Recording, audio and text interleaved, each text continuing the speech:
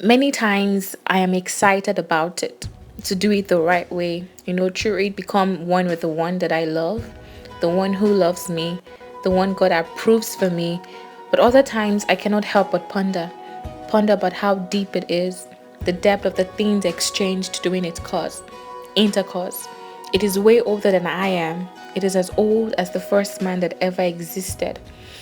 It is thousands of years older than I am. It only makes sense that I give myself to really understand it. You may argue that it is an expression of love, but love is patient, holds no record of wrongs. Love never fails, neither does it break up. So, why did the love you say you try to express fail?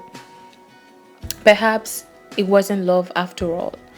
Let us go to the very beginning, how it all started. The man leaves his parents and is joined to his wife, and the two become united into one. Sex is the place where two spirits come together to become one flesh. This explains why my parents have begun to look the same after over 20 years of doing it.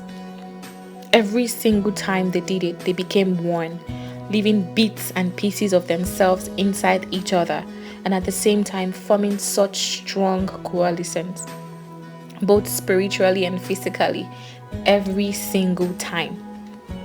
It was created by God for two souls, two bodies, man and woman, to experience a greater depth of oneness in spirit, not to be separated by anything or anyone but God. Now that we see clearly God's plan and purpose for sex, so why has the devil tried so hard to reverse and perverse it? Have you thought about it? The devil gets it. Every time you have sex outside of God's plan, you fragment your spirit, soul, and body. You leave bits and pieces of yourself with one you should have no business with. And you also carry bags and baggages of one you had no business carrying it for. He knows that the chances of running far and achieving more will be so slim when you are fractionated into pieces with individuals you had sex with. And more so when you carry around so many fractionated pieces of individuals. God was not sleeping when He designed sex for only people in marriage in His presence. Sex is so spiritual as well as it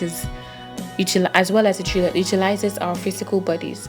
And God cares so much about our physical and spiritual well-being. Therefore, He wants us to do it right, in a wholesome manner, in ways that allows our spirit, body, and soul to thrive. Every single human on earth is controlled by the kind of spirit inside of him or her. Every time you have sex with a human, bits and pieces of you are exchanged. Thinking about it right now just gives me a picture of seekers' bodies with so many kinds of spirits mingling and struggling to take form, struggling to really understand what kind of coalescence to form.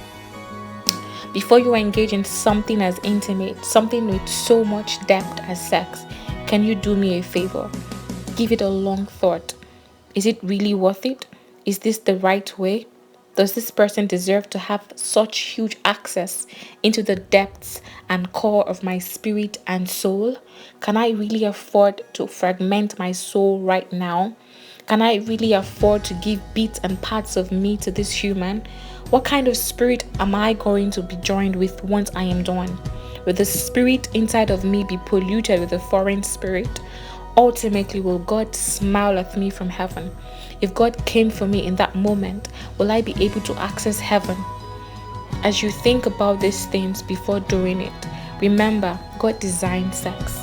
He is the creator of sex. God created it for His children, male and female, individually filled with the Spirit, to come together to exchange the dimensions of the Spirit of God in them, to become one, to run the Christian race faster, to accomplish all that He has planned for them, to accomplish His plans for the human race through His children who do it right. Now, do you stand with me to do it right? If you have been doing it wrong, a clean slate is available through His mercy. Ask Him for it and decide to do it right. Decide to stand with me to do it right. And may God help us all as we stand to do it right. In Jesus' name, amen.